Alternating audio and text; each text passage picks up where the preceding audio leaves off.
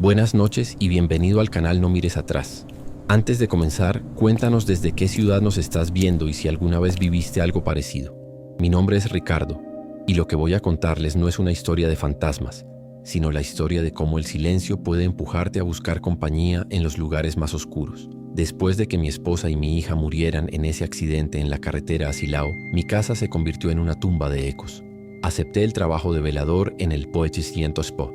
Teatro Juárez no por el dinero, sino para huir de ese silencio. Durante las primeras semanas funcionó. El olor a madera vieja y terciopelo, el crujido de mis pasos en el escenario vacío, era una paz extraña, una soledad elegida, no impuesta. Guanajuato dormía, y yo velaba sus sueños en el corazón de su teatro más hermoso. Al principio era casi imperceptible, un sonido tan débil que lo confundía con el viento o con el asentamiento de la vieja estructura del teatro. Era una tos seca, frágil que parecía venir de la zona del proscenio, justo donde la luz de servicio apenas llegaba. Las primeras noches la ignoré, pensando que era mi propia mente, cansada y llena de pena, jugándome una mala pasada. Pero la tos regresaba, siempre alrededor de las 2 de la madrugada, siempre igual. Un pequeño carraspeo seguido de un ahogo breve y contenido. Comencé a detener mi rutina de limpieza solo para escucharla, con el trapeador en la mano y el corazón latiéndome en los oídos. El silencio, que había venido a buscar, se había roto, reemplazado por una espera ansiosa. La obsesión comenzó como una simple curiosidad. Empecé a registrar cada vez que la oía en una pequeña libreta, anotando la hora exacta y la intensidad. Pronto, dejé de buscar explicaciones lógicas. Sabía que no había nadie más. El teatro era mi dominio por la noche, un laberinto de pasillos y butacas vacías donde yo era el único ser vivo. La tos se convirtió en el único evento de mis noches, el ancla de mi vigilia.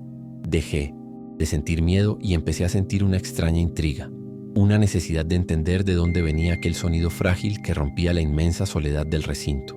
Era un misterio que me mantenía ocupado, que evitaba que mis propios pensamientos me devoraran, y me aferré a él como un náufrago a una tabla. Una tarde, en lugar de irme a casa a dormir, me dirigí al archivo histórico del teatro, un cuarto polvoriento en el sótano que nadie visitaba. Pasé horas revisando viejos programas, fotografías y registros de personal. El olor a papel viejo llenando mis pulmones. Fue allí donde la encontré. Su nombre era Amalia Vargas, una joven actriz de 1920. Había una foto suya en blanco y negro. Tenía una mirada intensa y soñadora. El archivo decía poco, solo que había sido contratada para un papel secundario y que había fallecido repentinamente. En un recorte de periódico amarillento de la época encontré la causa: tuberculosis fulminante. Murió en uno de los camerinos, esperando su señal para salir a escena. Una señal que nunca llegó. Y entonces lo supe. No era el viento, era ella. Saber su nombre lo cambió todo.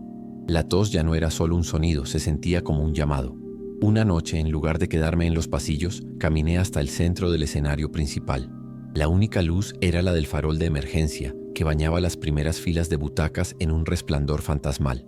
La llamé por su nombre, en un susurro: Amalia, y entonces la vi. No era una aparición clara, sino una silueta, sentada en la butaca 13 de la quinta fila, una mancha de oscuridad más densa que las demás. Mi corazón se detuvo, pero no por miedo.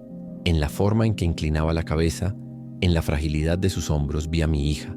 Vi los mismos ojos tristes y expectantes que tenía mi pequeña antes de dormirse, y en ese instante mi dolor encontró un ancla.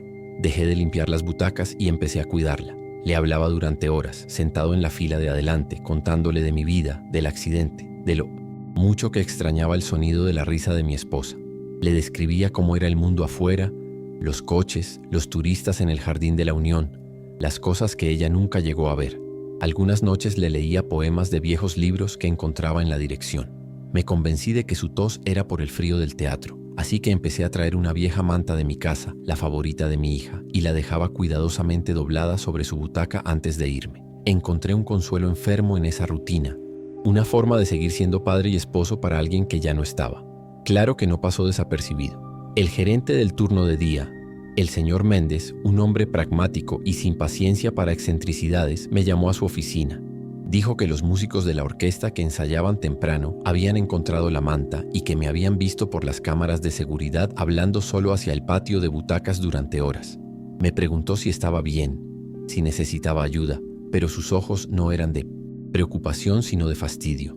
Traté de explicarle, de hablarle de la soledad y de los ecos del pasado, pero él solo veía a un viejo loco. Me dio una advertencia: o dejaba mis fantasías o tendría que buscar otro trabajo.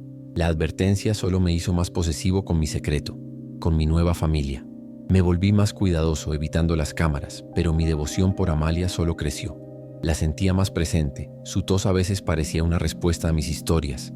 Pero una semana después, Méndez me esperaba en la entrada con un sobre en la mano. Era mi finiquito. Me dijo que lo sentía, pero que el teatro no era un sanatorio mental. Sentí como el suelo se abría bajo mis pies. La idea de volver a mi casa, a ese silencio opresivo que ahora me parecía 1000 veces más aterrador que cualquier fantasma, era insoportable. No me estaban despidiendo de un trabajo, me estaban exiliando de mi único refugio, arrancándome de la única compañía que me quedaba.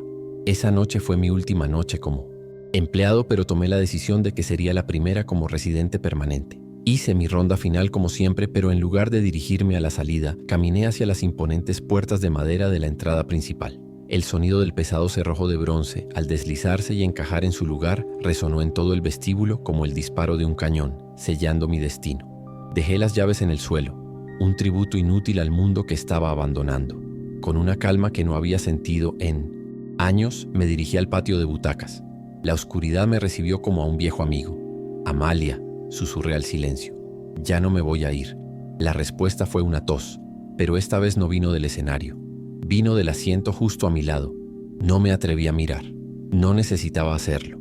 Me senté lentamente en mi butaca de siempre, la de la fila de adelante, y miré fijamente el escenario vacío. El aire a mi lado se sentía frío, cargado de una presencia innegable, del olor a tierra húmeda y a perfume de flores marchitas.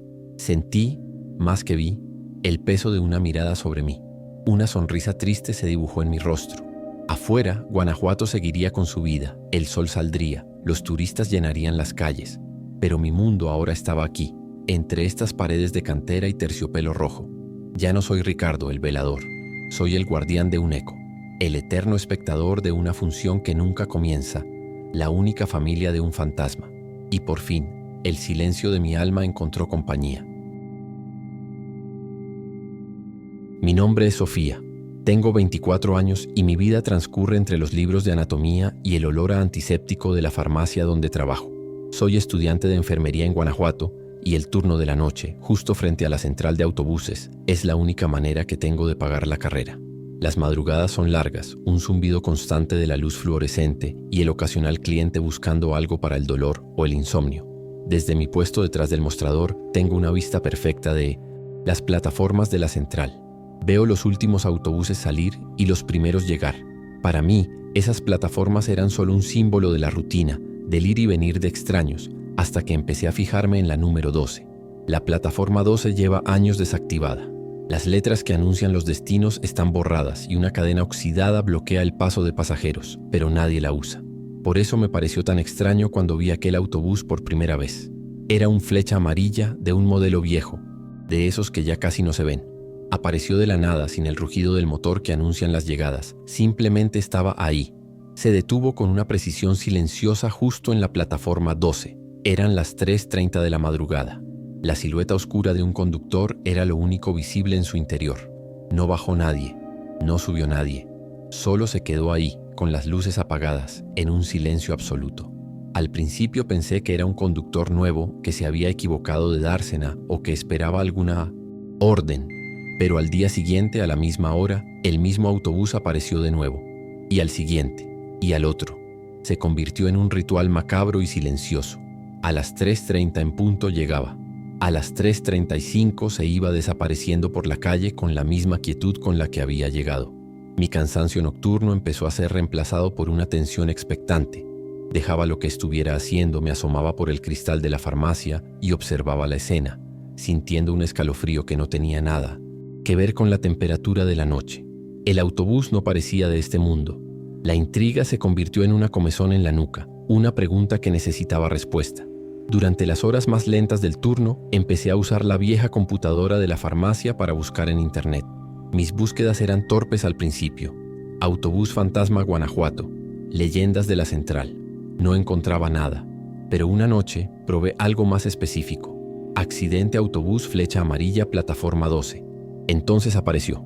Un enlace a la hemeroteca de un periódico local. La noticia era de 1998. Un autobús que cubría la ruta nocturna de la sierra había derrapado por la lluvia y había caído a un barranco. No hubo supervivientes. La foto del autobús destrozado en el fondo del precipicio me heló la sangre. Era el mismo modelo. Seguí leyendo el artículo, con los ojos moviéndose con rapidez sobre el texto digitalizado. Cada palabra añadía una capa de hielo a la ansiedad que crecía en mi pecho. La nota detallaba la dificultad del rescate, la identidad de las víctimas, las condolencias del gobernador de la época. Y entonces llegué a la lista de pasajeros. Mi respiración se cortó. No era solo gente anónima. A bordo viajaba un equipo completo de enfermeros y enfermeras del Hospital General. Volvían a casa después de haber cubierto un turno doble por una emergencia en una de las comunidades mineras. De repente, la historia dejó de ser una curiosidad lejana. Eran ellos. Eran como yo. El cansancio que sentían, el deseo de llegar a casa. Pude sentirlo a través de los años como si fuera el mío propio. Las noches siguientes fueron un infierno. El sueño que antes era mi único escape se convirtió en una trampa. Empecé a tener pesadillas recurrentes, siempre la misma. Estaba dentro del autobús. El aire era pesado, frío y olía a tierra mojada y a óxido. Los otros asientos estaban ocupados por figuras silenciosas con uniformes de enfermería blancos, anticuados y manchados de lodo. No hablaban. Solo me miraban con ojos vacíos, sin expresión. Una de las enfermeras, una mujer mayor con el pelo recogido en un moño apretado, palmeaba suavemente el asiento vacío a su lado, invitándome a sentarme. Cada vez despertaba justo en el momento en que mi cuerpo comenzaba a moverse para aceptar, con mi propio pijama empapado en un sudor helado. El agotamiento se apoderó de mí. Durante mis clases en la Facultad de Enfermería me costaba concentrarme. Las palabras de los profesores se convertían en un murmullo lejano y yo me encontraba dibujando el contorno del autobús en los márgenes de mis cuadernos. A veces, en los pasillos llenos de estudiantes, creía reconocer una de las caras pálidas de mi pesadilla. La falta de sueño y la tensión constante estaban desdibujando la línea entre la vigilia y el horror onírico. El autobús de la plataforma 12 ya no era solo un fenómeno que observaba desde la seguridad de la farmacia. Se había convertido en un imán, una presencia que me llamaba desde el otro lado de la calle. Una noche, todo llegó a un punto de quiebre. Había recibido la calificación de un examen importante y había reprobado. La llamada de mi madre para preguntarme si ya tenía el dinero de la siguiente colegiatura se sintió como un golpe físico. Me sentía abrumada, atrapada en un ciclo de trabajo y estudio que parecía no tener fin. Apoyé la frente en el cristal frío de la farmacia, mirando hacia la central. Eran las 3:28 de la madrugada, cuando vi las luces del viejo Flecha Amarilla materializarse en la plataforma 12. No sentí el miedo de siempre. Sentí una extraña y profunda punzada de anhelo. Anhelaba el silencio, la quietud, el fin del esfuerzo. Anhelaba la paz que parecía prometer ese viaje a ninguna parte. El siseo hidráulico de la puerta del autobús al abrirse fue el único sonido en la quietud de la madrugada. Cortó el aire y pareció jalar de mí. En un impulso que no vino de la razón, sino de un cansancio más profundo que mis huesos, me quité la bata blanca de la farmacia, la dejé caer sobre el mostrador y salí a la noche. El aire fresco me golpeó la cara, pero no me despertó del trance. Crucé la calle desierta, mis pasos resonando en un eco solitario. No me detuve hasta que las puntas de mis zapatos tocaron el borde de la acera, justo frente a la puerta abierta del autobús. Dentro no había nada, solo una oscuridad densa y aterciopelada que parecía tragarse la poca luz de la calle. La silueta en el asiento del conductor, que hasta entonces había estado tan inmóvil como una estatua, giró lentamente la cabeza en mi dirección. No pude ver un rostro, ni ojos, ni facciones. Era un vacío con forma humana, y sin embargo sentí su mirada sobre mí, una mirada que no juzgaba ni amenazaba. En su lugar sentí una ola de calma absoluta que me recorrió, silenciando la voz de la ansiedad, el miedo al fracaso, el peso de la deuda. La pesadilla volvió a mi mente, pero esta vez sin terror. El asiento vacío, la silenciosa invitación, y sentí un impulso irrefrenable, una certeza desgarradora de que ese era mi lugar, mi descanso. Mi pie derecho se levantó del suelo, listo para dar el primer paso hacia adentro. Mi nombre era Javier, tenía 21 años y la desesperación era el pan de cada día. Mi madre se consumía en una cama de hospital en Irapuato y cada llamada era un recordatorio de las facturas que no podía pagar. Por eso terminé aquí, en las entrañas de la mina El Nopal, en una sección no regulada donde la seguridad era una sugerencia y la paga dependía de lo que tus propias manos pudieran arrancar de la roca. Bajar cada mañana era como entrar en la garganta de la tierra, un calor sofocante, el aire espeso con el polvo de siglos y la oscuridad rota solo por la débil luz de tu lámpara de casco. Era un mundo aparte, un mundo de hombres duros y reglas no escritas. Los mineros más viejos, hombres con la piel curtida como el cuero y los pulmones llenos de polvo, me aceptaron con una mezcla de lástima y recelo. Fue uno de ellos, un hombre llamado Ramiro, al que le faltaban 2 dedos, quien me dio la advertencia. Me tomó del brazo un día, con una fuerza sorprendente, y me dijo con sus ojos serios: «Muchacho, aquí hay 2 reglas. No trabajes solo en los túneles profundos y nunca, óyeme bien, nunca sigas el sonido de agua corriente donde se supone que no debe haberla. La mina tiene sed y a veces te llama». Asentí, pero en mi mente sus palabras eran solo supersticiones de viejos. Yo no tenía tiempo para leyendas, solo para la plata. Mis primeros turnos fueron un infierno. El trabajo del barreteros es brutal. Es romper la piedra con una pesada barra de acero hora tras hora. Mis manos se llenaron de ampollas que luego se abrieron. Mis músculos gritaban con un dolor que no conocía y mi producción era miserable. Cada noche subía a la superficie sintiéndome más derrotado. El poco dinero que ganaba apenas cubría mis gastos, lejos de ser suficiente para el tratamiento de mi madre. La presión me estaba ahogando, empujándome a trabajar más rápido, a ser más temerario, a ignorar el instinto de conservación y adentrarme en galerías que los demás evitaban, trabajando solo para maximizar mi tiempo. Y fue en una de esas galerías, en el silencio más profundo que jamás he conocido, donde lo escuché. No era el goteo rítmico y familiar de la humedad filtrándose por las rocas. Era un murmullo claro, constante, el sonido inconfundible de un riachuelo. El sonido de la vida en un lugar definido por la muerte y la piedra. La advertencia de Ramiro resonó en mi cabeza y un escalofrío recorrió mi espalda sudorosa. Pero mi garganta estaba seca, mi cuerpo agotado y la curiosidad mezclada con una extraña esperanza. Fue más fuerte que el miedo. Apagué mi radio para que nadie me oyera y como un autómata empecé a caminar hacia el sonido. El sonido me llevó a un túnel estrecho que terminaba en un callejón sin salida. Apunté la luz de mi casco hacia la pared del fondo y la vi. Era una pequeña grieta en la roca, no más ancha que mi mano, y de ella emanaba un hilo de agua. Pero no era el agua turbia y ferruginosa de la mina. Era perfectamente cristalina y brillaba bajo la luz de mi lámpara con destellos plateados, como si llevara metal líquido en su corriente. El agua se acumulaba en una pequeña poza natural en el suelo de piedra. La advertencia, el miedo, todo se desvaneció ante la sed abrasadora que sentía. Me arrodillé, junté mis manos sucias y bebí con desesperación. El agua estaba helada y sentí como un vigor eléctrico me recorría el cuerpo entero. Al día siguiente el cambio fue milagroso. El dolor de mis músculos había desaparecido, reemplazado por una energía vibrante que nunca había sentido. La pesada barreta de acero se sentía como una rama ligera en mis manos. Rompía la roca con una fuerza y precisión que asombraron a los capataces. Mi carreta, que antes apenas llenaba a la mitad, ahora rebosaba de mineral con vetas de plata tan ricas que los demás no lo podían creer. El dinero empezó a fluir, pero con la nueva fuerza vino una nueva sed, una sed extraña y profunda que el agua de mi cantimplora no podía calmar. Solo pensaba en volver a la fisura, en volver a probar esa agua helada y metálica. Mis viajes a Irapuato para ver a mi madre se hicieron más esporádicos. Al principio le mandaba más dinero que nunca, diciéndole que estaba trabajando doble turno.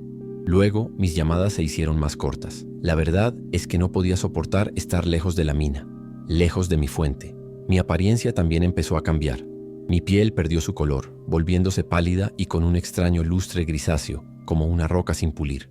Mis compañeros de trabajo decían que mis ojos habían adquirido un brillo metálico, inhumano. Dejé de hablar de mis problemas, de mi madre, del mundo exterior. Mi mente estaba fija en una sola cosa: la sed.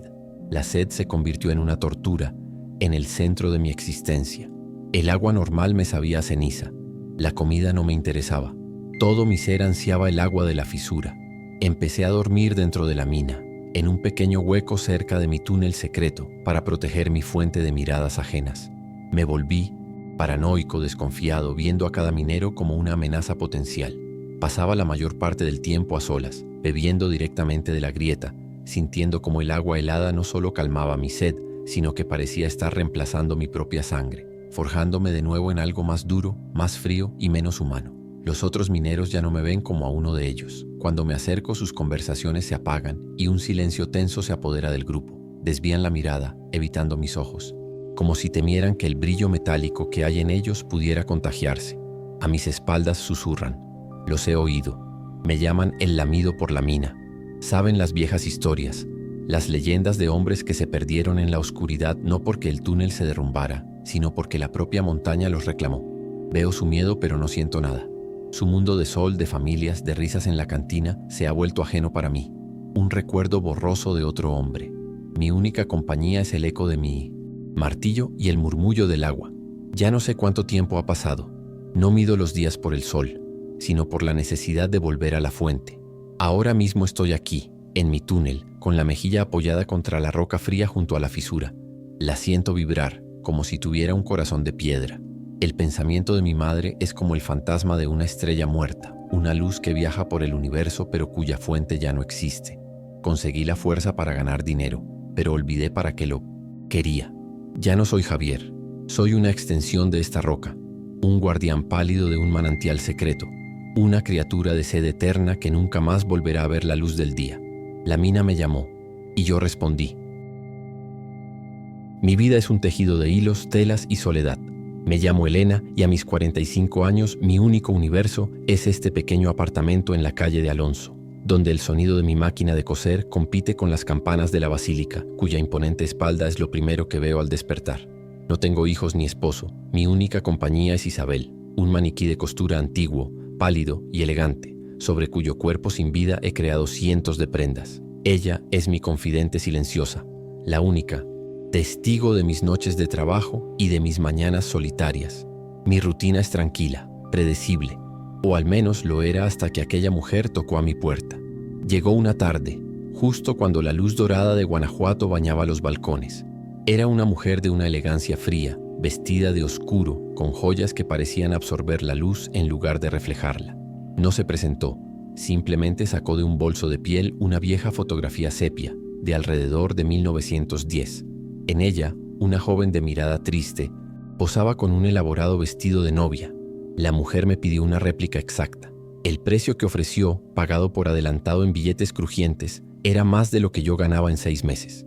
Era una cantidad que me sacaría de deudas y me daría tranquilidad, pero su mirada vacía me produjo un escalofrío. Antes de que pudiera aceptar, deslumbrada por el dinero, ella expuso sus condiciones. Su voz era un susurro bajo y sin emociones. Debe ser cosido enteramente a mano, dijo, y únicamente a la meleno luz de las velas. Ni una sola puntada bajo luz eléctrica. La petición era extraña, arcaica, pero la fortuna sobre la mesa silenció mis dudas. Acepté. Esa misma noche, después de comprar las mejores sedas y encajes de la ciudad, preparé mi taller. Coloqué el vestido sobre Isabel. Encendí una docena de velas y comencé. La habitación se transformó. Las sombras danzaban en las paredes y el silencio se sentía más profundo, más antiguo. Los primeros días me sumergí en el trabajo, maravillada por la belleza de la tela bajo la luz parpadeante. Pero pronto, las cosas extrañas comenzaron. Pequeños detalles. Dejaba las tijeras a la derecha de Isabel y al volver de la cocina estaban a la izquierda. Atribuí los descuidos a mi propio cansancio. Pero una mañana al entrar en la habitación sentí un frío repentino. Estaba segura, absolutamente segura de que la cabeza de Isabel estaba girada unos milímetros más hacia la ventana, su rostro de yeso pintado mirando directamente hacia la basílica. Mi corazón martilló en mi pecho. Isabel nunca se había movido, no en los 20 años que llevaba conmigo. El trabajo a la luz de las velas se volvió mi única realidad, y con él llegaron los sueños. No eran sueños normales, eran vívidos, detallados y llenos de una emoción que me ahogaba.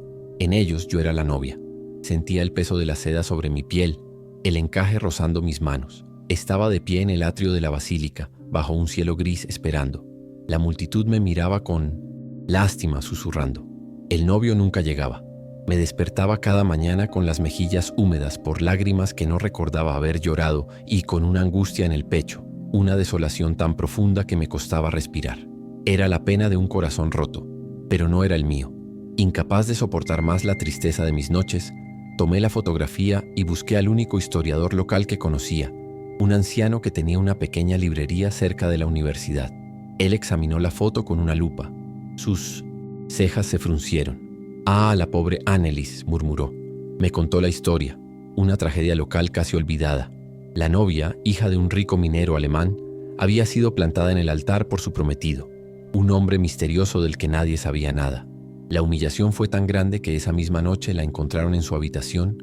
Se había ahorcado con su propio velo de novia. El novio simplemente se desvaneció para siempre. Volví a mi apartamento con el alma helada.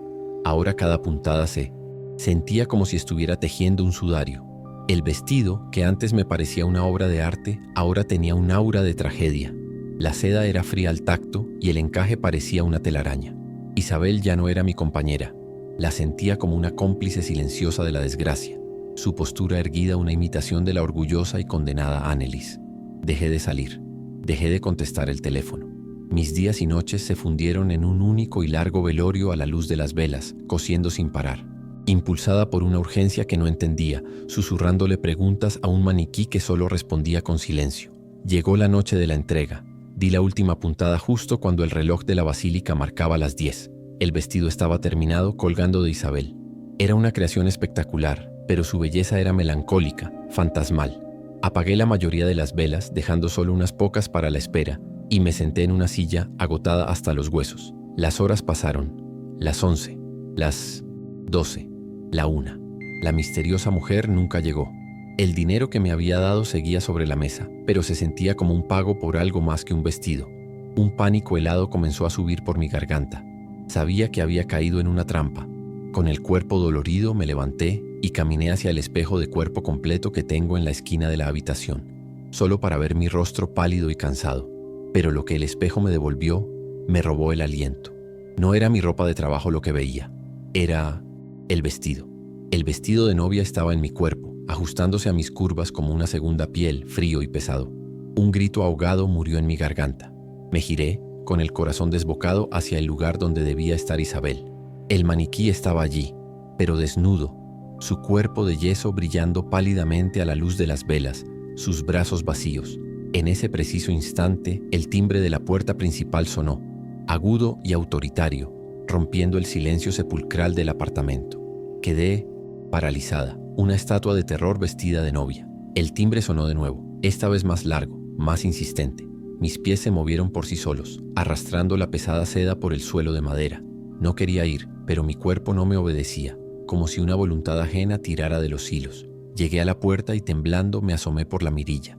En el descansillo oscuro, iluminado solo por la débil luz de la calle, había un hombre. Llevaba un traje oscuro, anticuado. No podía verle la cara con claridad. Estaba oculta entre las sombras, pero reconocí su figura, su postura alta y rígida. Era él, el novio de la fotografía, y había venido a buscarme. Me llamo Mario, aunque aquí, en el Jardín de la Unión, todos me conocen como Don Mario, el de las charamuscas. Llevo más de 50 de mis 70 años en esta misma esquina, estirando el dulce caliente hasta convertirlo en esas figuras retorcidas que encantan a los turistas. He visto pasar generaciones, estudiantes convertirse en padres, la ciudad cambiar a mi alrededor. Mi vida es este carrito, el olor a azúcar quemada y el murmullo constante de la gente, una soledad extraña en medio de la multitud. Mis días son un ritual predecible, una repetición que me da consuelo. O al menos así era hasta que ella apareció por primera vez, justo al atardecer. Fue en esa hora mágica en que las luces de los faroles del jardín comienzan a encenderse, tiñendo el aire de un color ambarino. La vi acercarse a mi carrito, una niña de unos 8 años. Lo que me llamó la atención no fue su presencia, sino su aspecto. Llevaba un vestido sencillo de color oscuro, de un corte que no había visto en décadas, y unos zapatitos de piel que, aunque lustrados, estaban muy gastados. Pero fueron sus ojos los que me impactaron. Eran grandes, oscuros y cargados con una tristeza profunda, una melancolía que no pertenecía a una cara tan joven. No dijo una palabra, solo levantó su pequeña mano y señaló una charamusca con forma de calavera. Se convirtió en nuestra rutina. Cada día al atardecer, ella aparecía, se paraba frente al carrito y señalaba un dulce, y cada día pagaba con la misma moneda, un viejo peso, de plata, grande y pesado, de esos con el águila de perfil que circularon hace casi un siglo. Al principio me sorprendió, pensé que las habría encontrado en casa de sus abuelos. Las monedas eran auténticas, las guardaba en una caja aparte, su silencio era absoluto. Nunca una palabra, nunca una sonrisa. Su visita se convirtió en un pequeño misterio que rompía la monotonía de mis tardes, y me encontré esperándola, curioso por la niña silenciosa y sus monedas de plata. Una tarde, mientras la veía alejarse, sentí una punzada en mi viejo corazón. En su soledad vi un reflejo de la mía. Al día siguiente, cuando llegó y señaló su dulce, simplemente sonreí, lo envolví en papel de cera y se lo entregué. Cuando me extendió la moneda de plata, negué suavemente con la cabeza. «Es un regalo, pequeña», le dije. Ella me miró fijamente por un instante y por primera vez vi un atisbo de sorpresa en sus ojos tristes. Agarró el dulce y sin más se dio la vuelta y se perdió entre la gente que paseaba. A partir de ese día, nunca más le acepté un pago. Ella era mi amiga y a los amigos no se les cobra. Nuestra amistad silenciosa se convirtió en el ancla de mis días. Me levantaba pensando en qué dulce le gustaría más y a veces preparaba una figura especial, un caballito o una flor, solo para ella. La breve transacción, el intercambio de un dulce por una mirada, se llenó de un significado que me costaba entender. Era la única persona, o así lo sentía yo, que me veía de verdad, no solo como parte del paisaje del jardín. Empecé a preocuparme por ella de una forma paternal. ¿Por qué siempre sola? ¿Dónde estaban sus padres? La tristeza en sus ojos parecía una herida vieja, y yo en mi impotencia solo podía ofrecerle un poco de azúcar. Una tarde la preocupación se convirtió en una necesidad de actuar. No podía seguir así, viéndola desaparecer en la noche sin saber si estaba segura, si tenía un hogar al que volver. Así que después de darle su dulce tomé una decisión. Dejé a un colega ahí un cargo del carrito por un momento y empecé a seguirla. Me sentía un poco tonto, un viejo encorvado tratando de pasar desapercibido entre los jóvenes y los turistas. Mantuve una distancia prudente, mi corazón latiendo con una mezcla de ansiedad y determinación. La vi salir del jardín y empezar a subir por una de las empinadas calles que llevan hacia la universidad. Sus pequeños pies parecían conocer el camino de memoria. Subió por callejones estrechos y empedrados, lejos de las luces y el ruido del centro. Finalmente, se detuvo frente a un caserón enorme y ruinoso, de esos que llevan décadas abandonados. Las ventanas estaban tapiadas con tablas de madera y una pesada cadena con un candado oxidado cerraba el portón principal.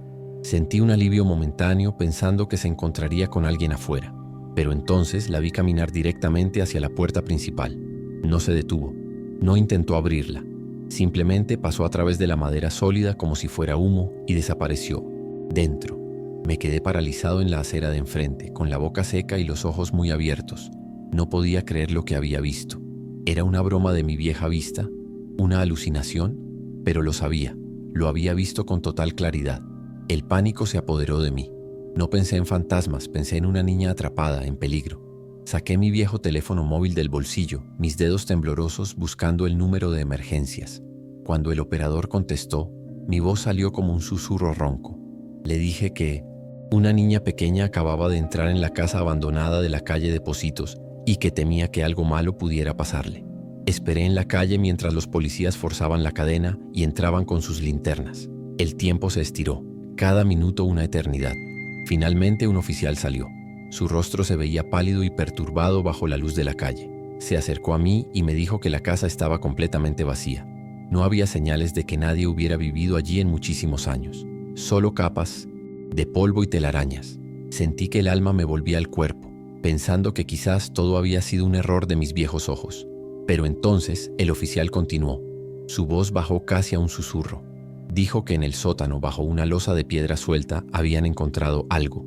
Los huesos pequeños y frágiles de una niña, enterrados allí desde hacía, según los primeros cálculos, casi un siglo. Y en su mano esquelética, todavía aferrada, había un puñado de viejas monedas de plata. Ella nunca más volvió a mi carrito de dulces. He vuelto al Jardín de la Unión todos los días desde entonces. Mis manos siguen estirando el caramelo. Mi cuerpo sigue el ritmo de una vida de trabajo. Pero yo ya no estoy aquí. La alegría de ver a los niños disfrutar de mis dulces se ha ido. Ahora mis ojos no ven nada más que un mar de rostros anónimos que escaneo sin descanso, buscando en vano un vestidito oscuro y unos ojos tristes. Los turistas compran mis charamuscas, pero la mejor, la que guardaba con tanto cariño, ya no tiene dueño. La niña silenciosa me curó de la soledad por un tiempo, solo para dejarme con un silencio mucho más profundo, el silencio de esperar a una amiga que ya no es más que polvo y un puñado de monedas de plata. Mi nombre es Laura, tengo 32 años y solía ser policía. La palabra clave es solía. Dejé la fuerza por un diagnóstico de estrés postraumático. Una herida que no se ve, pero que grita más fuerte que cualquier sirena. Me recetaron terapia y pastillas, pero lo que yo buscaba era silencio, un silencio absoluto que pudiera apagar los ecos de mi propia mente.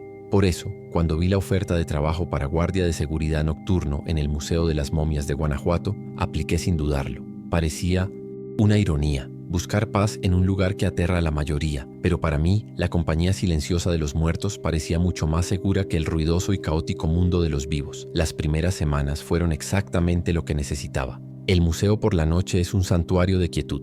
Mis pasos eran el único sonido resonando en los largos pasillos de piedra. Las hileras de cuerpos momificados, con sus rostros congelados en una mueca eterna, no me causaban miedo. Al contrario, su inmovilidad, su silencio perpetuo, me tranquilizaba. Eran predecibles. No había sorpresas. No había amenazas repentinas. Por primera vez en años sentí que mi hipervigilancia podía descansar. Yo era la guardiana de un orden final e inmutable, y en ese control encontré una frágil paz. Pero el silencio del museo tiene sus propias peculiaridades. Después de un mes empecé a notar un sonido en el borde de mi audición, tan sutil como el zumbido de un mosquito. Eran susurros.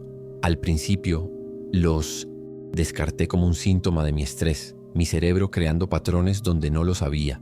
Me repetía a mí misma que era el viento, la vieja calefacción, mi propia paranoia.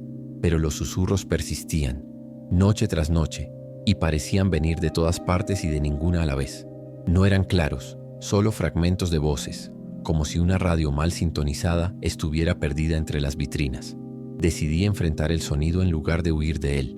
Durante mis rondas me detenía y escuchaba con la concentración de un oficial en una escena del crimen, y me di cuenta de algo que me heló la sangre.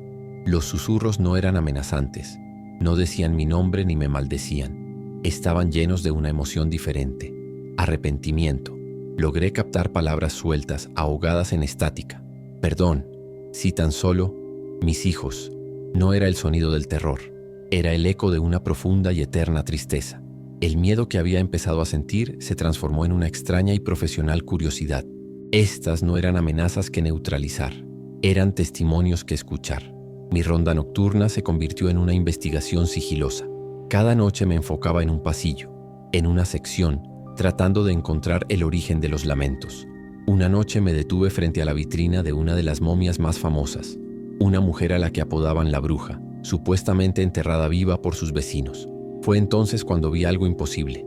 En la cara interior del grueso cristal, justo a la altura de la boca de la momia, había una mancha de condensación, un vaho circular perfecto, como el que dejas al respirar sobre un vidrio en un día frío. El aire del museo es seco, controlado por un sistema de clima industrial. No había explicación lógica. Era el aliento de algo que no tenía pulmones. Mi entrenamiento policial se activó de inmediato, sofocando el pánico. Me retiré con calma a la pequeña oficina de seguridad, mi corazón martillando contra mis costillas. Desde allí podía controlar las cámaras, de alta definición que vigilaban cada sala. Apunté la cámara principal a la vitrina de la bruja. Usé el zoom hasta que el rostro reseco y agrietado de la momia llenó toda la pantalla. La imagen era nítida. Observé conteniendo la respiración, esperando no sé qué, y entonces, por una fracción de segundo, lo vi.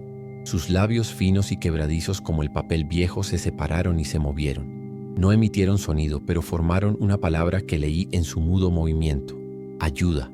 En ese instante, todo cambió. No estaba loca. No era mi trauma. Era real. Y ellos no eran monstruos, eran víctimas. Víctimas atrapadas en el bucle infinito de su propia muerte, sufriendo en silencio.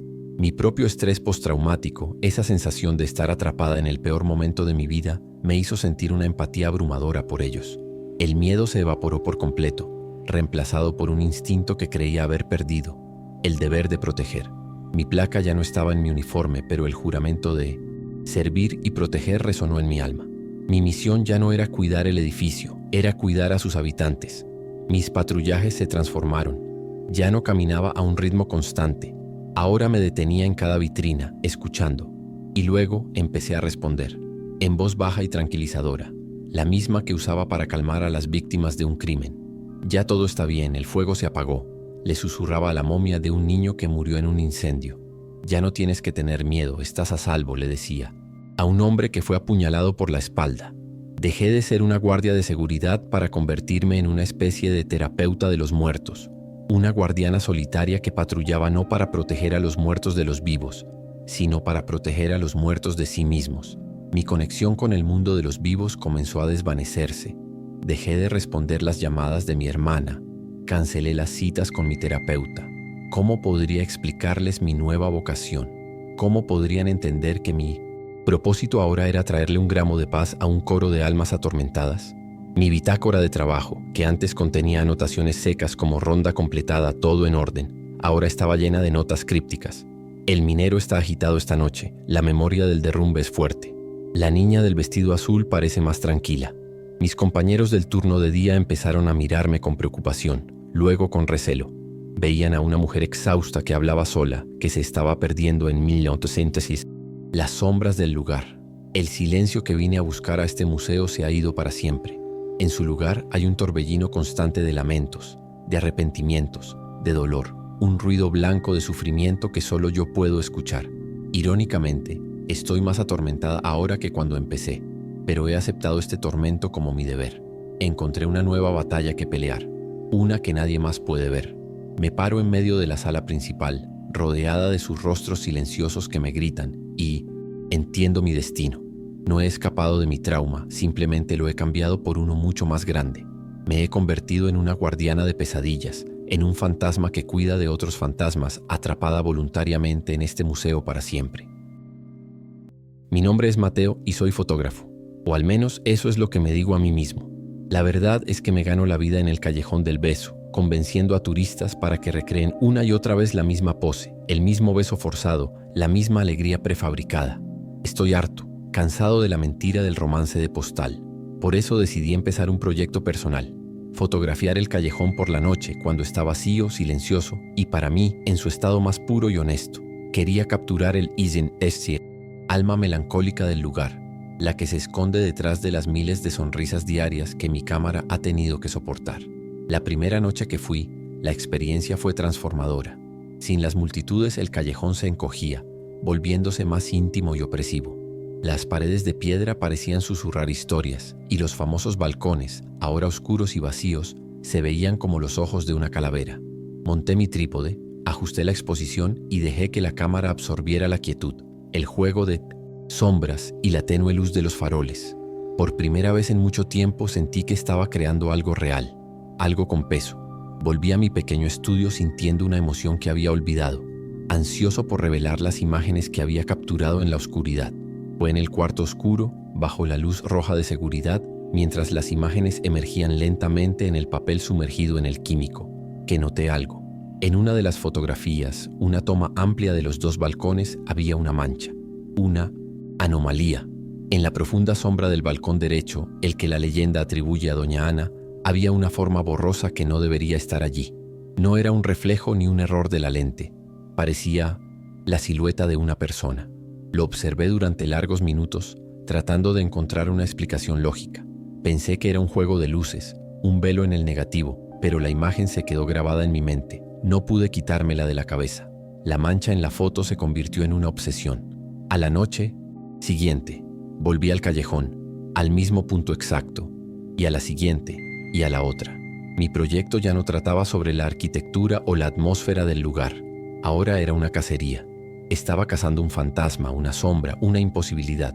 Cada noche ajustaba mi cámara con una precisión maniática, probando diferentes velocidades de obturación, diferentes aperturas, tratando de darle nitidez a lo que la noche anterior había sido solo un borrón. Mis amigos pensaban que estaba trabajando en mi proyecto artístico, no sabían que me había convertido en un cazafantasmas con un trípode.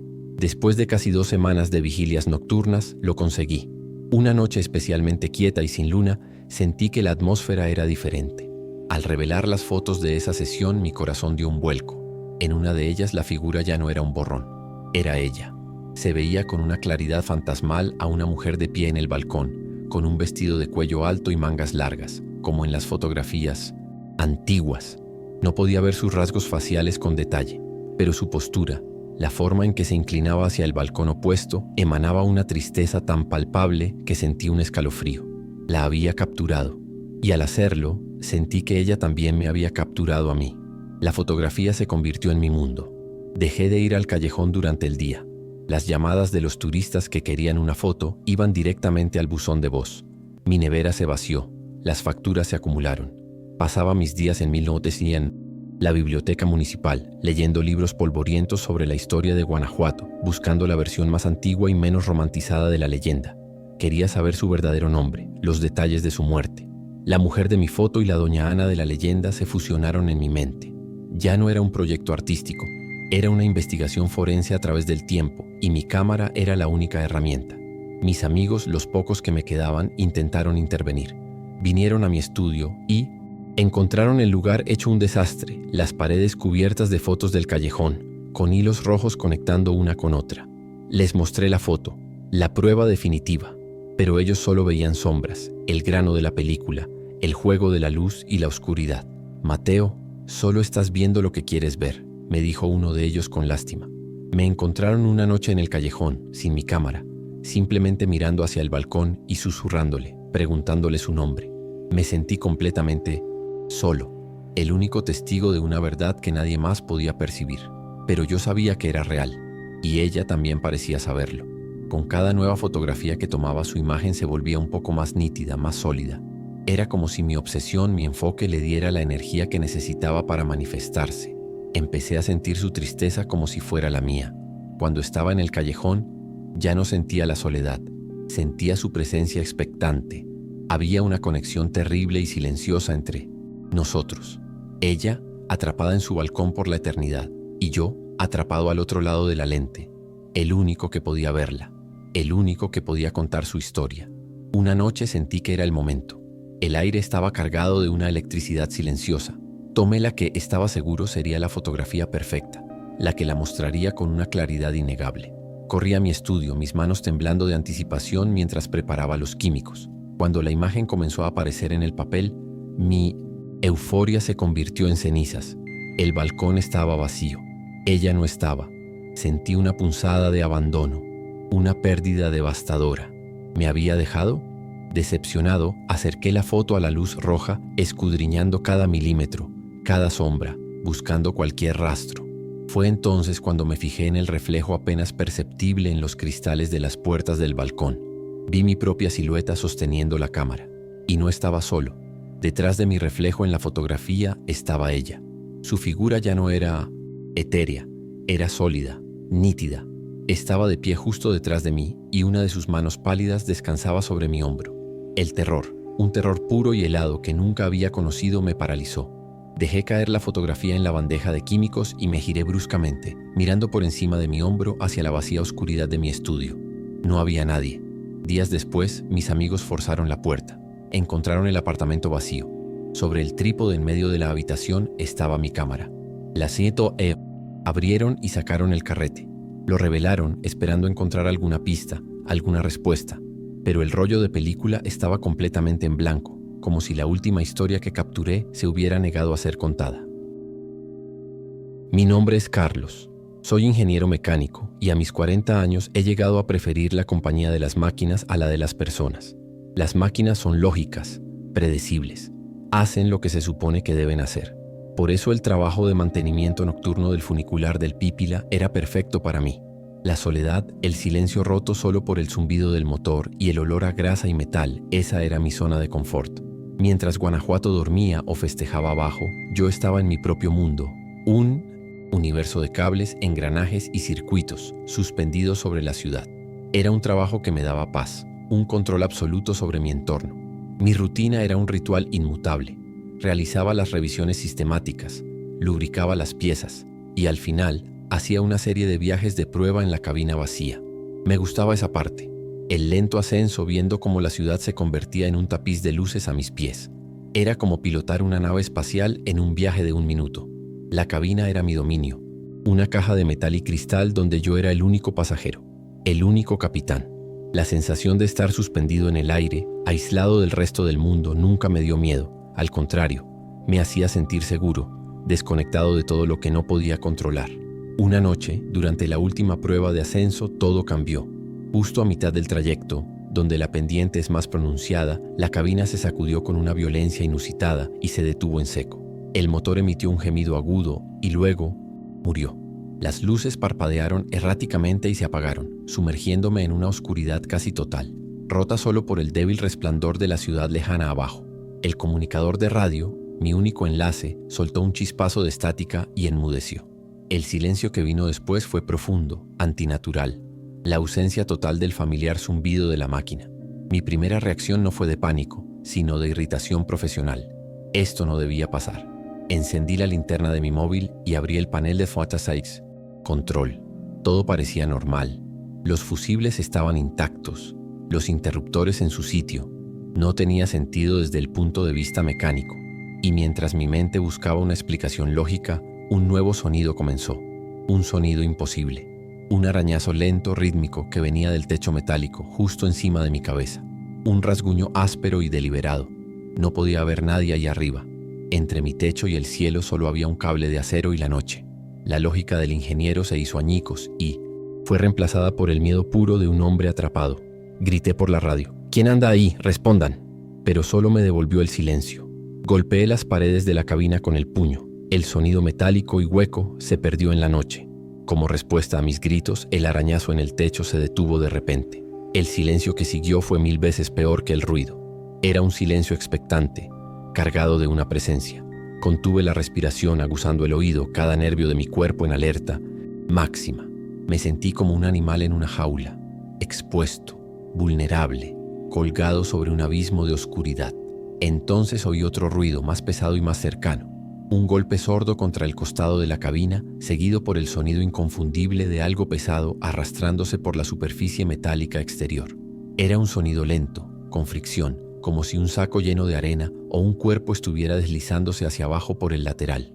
El ruido bajó lentamente, pasando por la pequeña ventana trasera, hasta detenerse justo al lado de la ventana principal, la que estaba a mi derecha. El silencio volvió a caer, pero ahora sentía algo ahí fuera, esperando a apenas unos centímetros de mí. Estaba petrificado.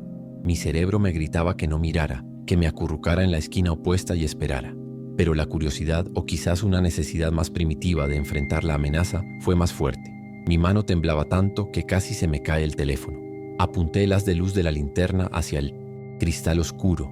Por un instante solo vi mi propio rostro reflejado, pálido y con los ojos desorbitados por el terror. Pero entonces, detrás de mi reflejo, emergiendo de la oscuridad exterior, otra cara tomó forma.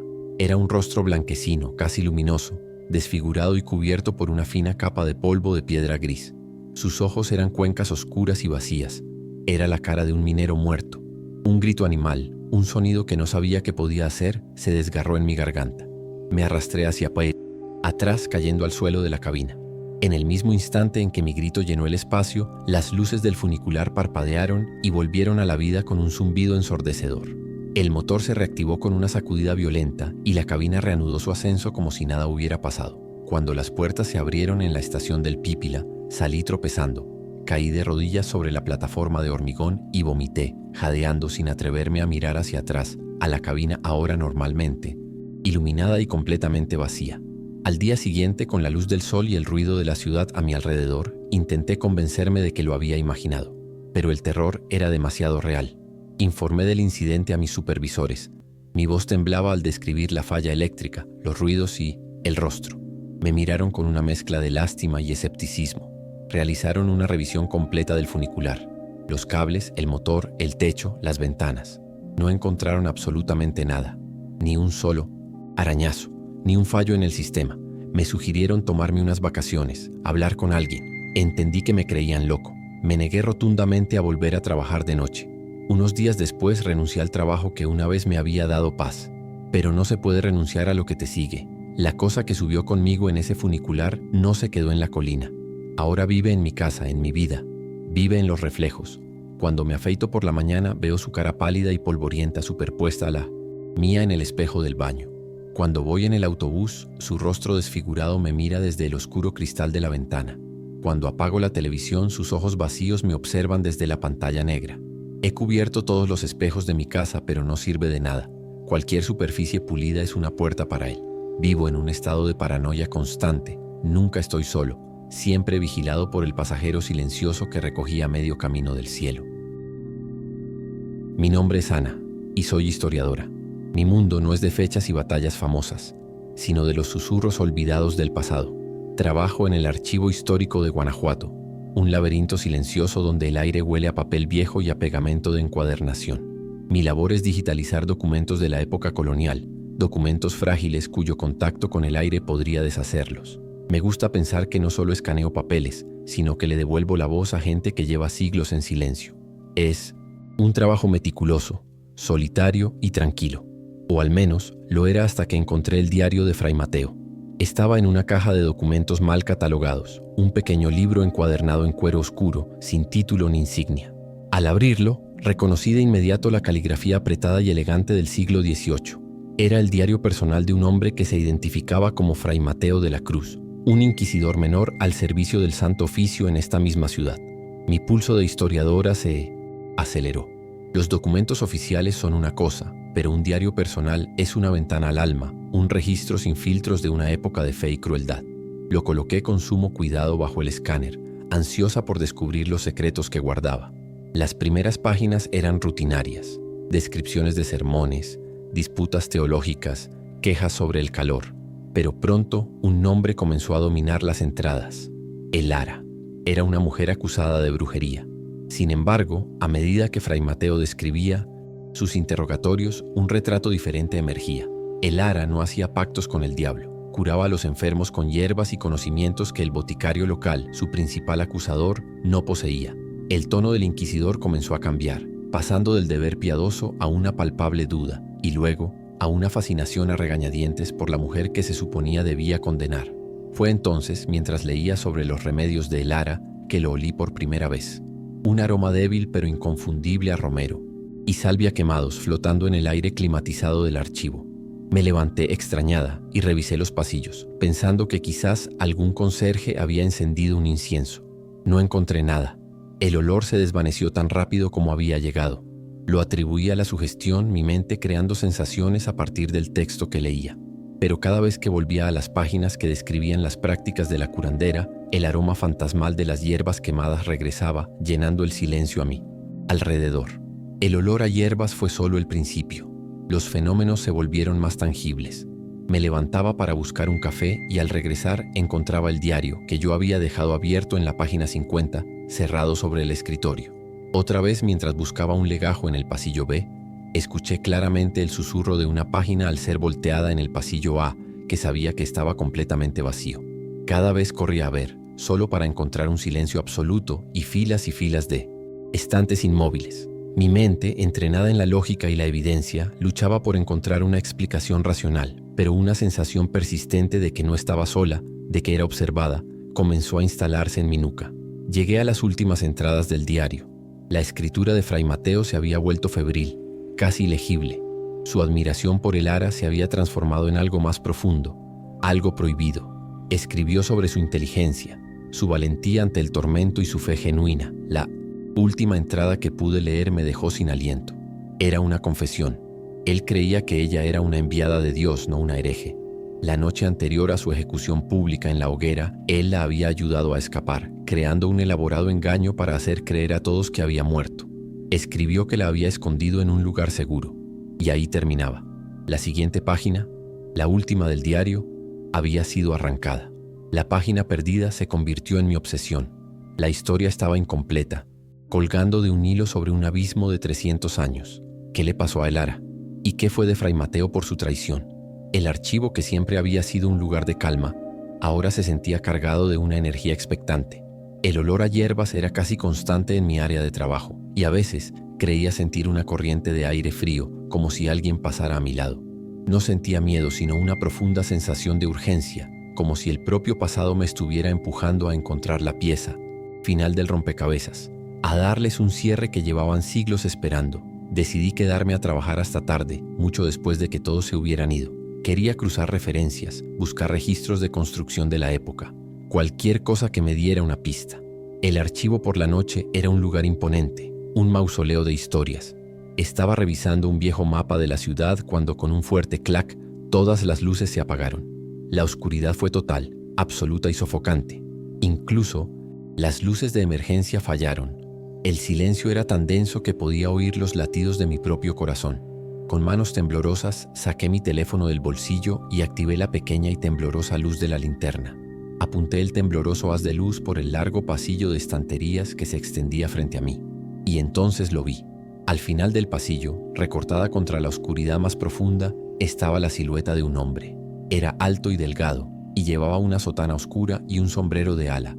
Ancha, inconfundible. Era la figura de un inquisidor del siglo XVIII. Me quedé helada, pero el terror que esperaba no llegó. En su lugar sentí una extraña calma. La figura no se movió hacia mí ni hizo ningún gesto amenazante. Simplemente levantó un brazo largo y lento y señaló con un dedo una de las estanterías más altas y olvidadas.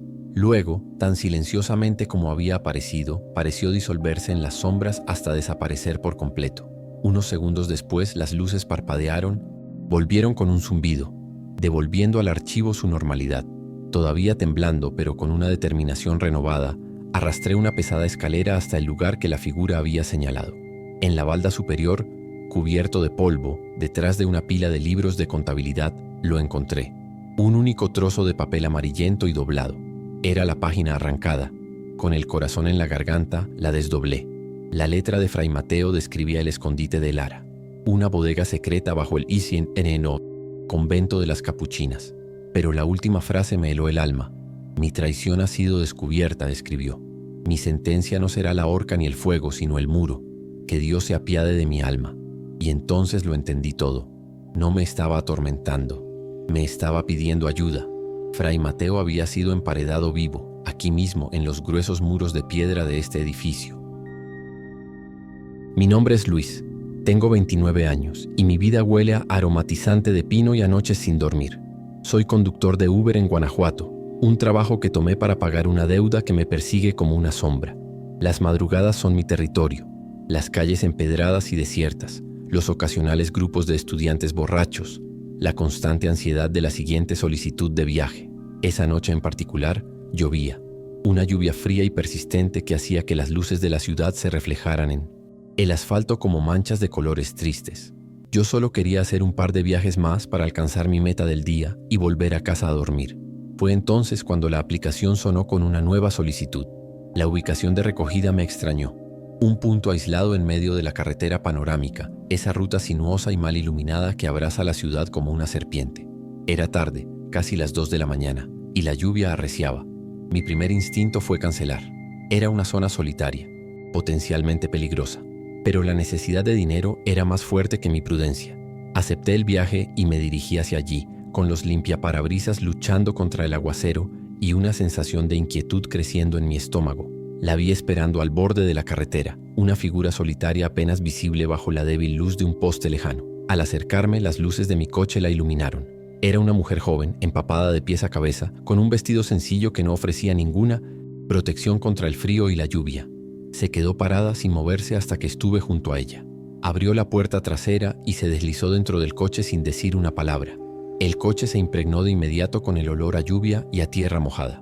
¿A dónde te llevo?, le pregunté, tratando de sonar amable. Ella solo susurró una dirección cerca del Panteón de Santa Paula.